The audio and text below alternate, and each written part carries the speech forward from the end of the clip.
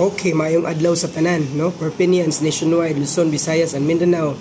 Nabigin na gyud sa atong tanang mga coordinators, trainers, members nationwide, no? So, daghan ang mga komento gikan sa mga trainers, mga speaker nato na sa nagkadaiyang lugar sa Pilipinas. Nga daghan ang human sa ilahang pag-seminar, daghan kay mga pangutana nga basig wagtang pareha sa uban si 4PMSI, no? So tiyan nato arang sa kasayuran sa tanan, kasayuran sa tanan si 4PMSI usa ka tabo, usa ka dayong, usa ka kapunungan. So naa din na ang pagtinabangay panaghiusa panahon sa panginahanglan. So dili ta ikakumparar sa insurance, no? So ang insurance lahi na sila, nindot ang insurance pero lahi na sila og pamaagi. Kay daghan ang pamaagi sa insurance na nagkadaiya nga provision sa insurance nga lahi no sa atong kapunungan. Nganuman sa insurance kung di ka makabayar o di ka makahuman sa imong kontrata, ay chance nga ma-terminate, no, ma-forfeited. Mauna nasa ubang insurance nga dili ma-terminate, dili ma-forfeited, no? So sa atong kapunungan ang nakanindot ani sa imong pagtabang, no, sa imong paghatag og limos, sa imong paghatag og limos ngadto sa usa ka membrong nag-una og kamatay, dunay mo balik sa imuha nga benepisyo, no? So ang katong imong gihatag nga 10 pesos or 30 pesos ngadto sa membrong namatay, no?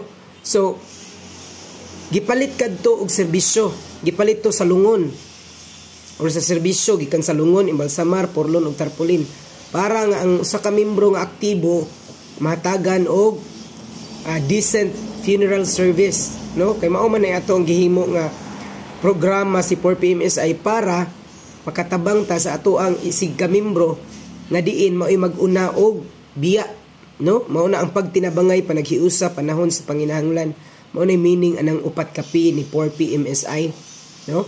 So daghan anong utana nga ikaw mag-seminar, may kay pagka-seminar nga nagsugod ta 2005, na-register ta 2013. Nya daghan na tag natabangan, makita ta sa YouTube, makita ta sa TikTok, no, makita ta sa Facebook. So daghan na kaayo ang pamaagi nga para mapakita nato sa atong mga membro nga ilang masaksihan ug makita ang mga benepisyo sa atong mga membro. Pero sa makausap pa, daghan gayong komento nga ay unya humag-seminar sa ato ang speaker or sa ato ang trainer, daghan kay mga komento. Ay komento nga maingon nga ay basig mawagtang mo, basig makaapil na mi, mawagtang mo. Kaning kapunungan mga Porpinians, dili ni siya mawagtang lang ni kung wala na yung membro, urot nagkamatay ang membro. Kay mintras nga ang membro buhi pa, naam di ang pagtinabangay, no? So dili siya mawagtang, ang membro ray mawagtang. Unang rason nganong mawagtang kay mamatay. Ikaduhang rason nganong mawagtang ang membro, dili na siya mohatag sa iyang obligasyon. So dili si Porpi ang mawagtang kundi ang membro, no? Sa mga pangutana nga basig mawagtang. Ikaduhang pangutana, kung pananglitan ay mahitabo, kinsa may mong kontakon? So ang inyong unang kontakon ang inyong coordinator, no? Sa inyong grupo, sa mga senior citizens, sa women's, sa farmers or unsang organization ang inyong giapilan, doon na mo'y coordinator. Now what if absent ang coordinator? Maadto mo sa ato ang pinakaduol nga opisina or information center. What if ang information center close? Maadto mo sa ato ang office gyud, no, sa main, no, sa kung asa ang area o asa ang region na siya main office, no? What if sirado gihapon? Kung sirado gani gihapon, na ay contact number sa inyong mga ID, sa inyong 4PMSI ID, makontak ninyo na para maistorya ninyo direct ang manager. What if di gyapon makontak ang manager? Pwede mong mo-visit sa atong official website sa www.4pmsi.com. Na ay customer service din na nga 24/7 nga pwede ninyong maistorya. So, dili mahitabo nga dili ta makontak, dili mahitabo nga dili ta makakitag paagi.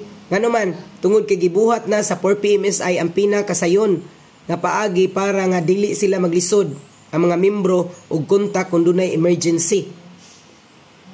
No? So ang uban mingon nga basig dili makontak kay dili ganahan mo hatag sa serbisyo. Ang gipangita ni 4PMSI sa 24/7, no? 24/7 ang gipangita ni 4PMSI ang mga membrong serbisyuhan. 24/7 tang nangita og membro nga maserbisyuhan. Subuti pasabot sa atong 450 ka punerarya nga partners nationwide, imposible kaayo og dili ta makahatag og serbisyo sa ato ang mga membro sa atong ka-Porpinians. Kung basta active lang nga membro, walay problema. Bisan manggalig dili active, mahatag ng gyapon ta og discount, no? So inana. So wala gyud rason nga dili ta makahatag sa serbisyo, dili ta makontak kung in kaso og dunay emergency nga mahitabo. Labi nagmamatayan ang atong member. Since 2005 up to now, kung doon na pauntay membro nga wala nahatagig serbisyo nga active, daghan na kayong komento, nagpakapaka ng social media, no? Nga wala sila ng serbisyo Pero kay wala may membro nga active nga wala na serbisyoan, wala nahatagan og serbisyo, so wa jud ta kakita og bati nga mga feedback, no? So mauna nga kamo din kamong nakahibaw na about ni 4PMSI, pamimbro na mo, appeal na mo, no? Mintras nga ang iyahang obligasyon ubos pa kayo, kaya pa kay nato ang obligasyon. Hinumduman nato nga sa ato ang kapunungan nga ni 4PMSI naa din ang pagtinabangay panaghiusa panahon sa panginahanglan. So buti pasabot kung mamatayan ang usa ka membro o mamatay ang usa ka membro, naa si Porpinians, naa ta nga mga ka-Porpinians nato nga magtinabangay. Unya dili lisod, dili obligado, dili ka obligaron nga ang patay karon 30 ka patay sa tag 30 pesos 900 imong hatagan, dili. Ikaw ang kung pila ang imong available nga ihatag, pwede ra gyud na. No, pwede ra gyud, dili ka obligaron. Importante nga makita kang active. Kay pag abot sa time kung naay mahitabo nimo ang katong imong gihatag nga tabang, totalon to para mahatag ang sumada, para mahatag ang serbisyo or mahatagan nimo ang kulang base sa serbisyo nga imong kuhaon, funeral service nga imong kuhaon, no?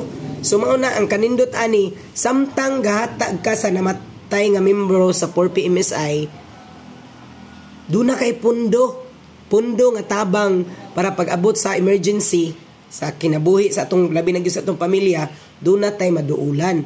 So mao na nga kitang tanan nga nasayod o nakahibaw ani nga nindot ining kapunungan na makatabang di ani kay kaybaw naman ta nga ang atong kinabuhi susamar yun sa adlaw, musubang usawp, may pang-adlaw pwede pang mubalik og subang, pero ang tao kung mamatay na dili na gyud mubalik, unya gasto kayo na, perting kagastuha kung mamatay, no? Mamatayan ta perting gastuha. So mas maayo na nga natay giapilan nga kapunungan para dunay makatabang sa atua, no? Unya sa inyong paminaw, duna bay tao nga di mamatay? Duna bay taong di masakit? Gasto ba na? Kinsa may magbangutan? Ang pamilya nga biyaan, no? Naiuban pod miingon lang dayon nga ISOS ngano man di og mamatay nga mahipos sa bitaw na siya rog di tay hipuson sa mga anak. O lagi naa ato mga anak, pero mintras nga kaya pa nato, mas maayo nga duna tay pagpangandam, no? So pagpangandam nga gaan, pagpangandam nga makatabang, pagpangandam para sa umaabot nga emergency, duna kay maduulan. Pinaagi ni 4PMSI, ayaw na mo paglangay. Apil na mo sa kapunungan ni 4PMSI kay taglagsaon kini o makatabang kitang tanan sa atong mga kamimbro.